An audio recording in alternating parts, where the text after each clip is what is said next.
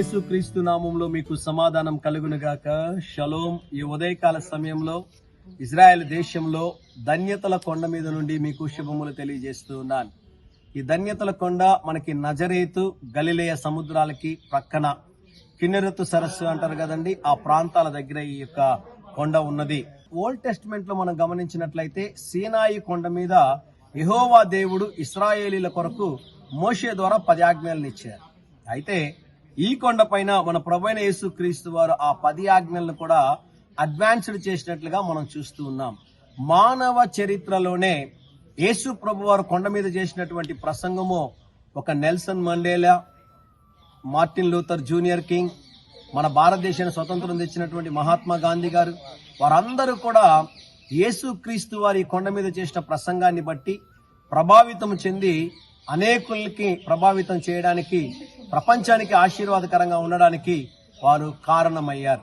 ఇంతటి ఆశీర్వాదకరమైన స్థలములో నుండి, ఇజ్రాయెల్ దేశంలో నుండి, ధన్యతల కొండ నుండి ఉదయకాల సమయంలో ఈ సందేశం చూస్తున్న మీ అందరితో మాట్లాడుతున్నందుకు నేను ఎంతగానో ప్రభుని స్తుతిస్తూ ఉన్నాను.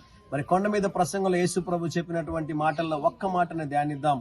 మత్తయి సువార్త 5వ అధ్యాయము 8వ వచనము. హృదయ శుద్ధి గలవారు ధన్యులు, వారు దేవుని చూచెదరు. దేవుని నామానికి స్తోత్రం కలుగునగాక.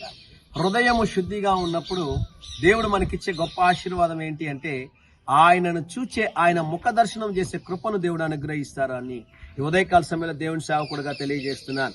అనుదినము ఉదయకాల సమయంలో దేవుని సన్నిధిలో మనం ప్రార్థించినప్పుడు, ప్రభువా, నా తలంపుల ద్వారా, నా క్రియల ద్వారా, నా చూపుల ద్వారా, నా మాటల ద్వారా మీకును తండ్రికి నీ పరిశుద్ధాత్మకు విరోధంగా నేను చేసిన పాపాలన్నింటినీ క్షమించండి, మీ శిలువ రక్తం చేత కడగండి ప్రభు అని మనం ప్రార్థన చేసినప్పుడు దేవుడు మన హృదయమును పరిశుద్ధపరచువారై ఉన్నారు. ఈ స్థలంలో నుండి మీ అందరికి శుభములు తెలియజేస్తున్నాను. ధైర్యంగా ఈ దినాన్ని ఎదుర్కోండి. దేవుని సన్నిధి మీకు తోడుగా వచ్చునుగాక. ప్రియ పరలోకపు తండ్రి, ఈ దినం మా ప్రియులు తలపెట్టుచున్న ప్రతి కార్యమును విజయవంతము చేయమని యేసు నామములో ప్రార్థిస్తున్నాము తండ్రి. ఆమేన్, ఆమేన్.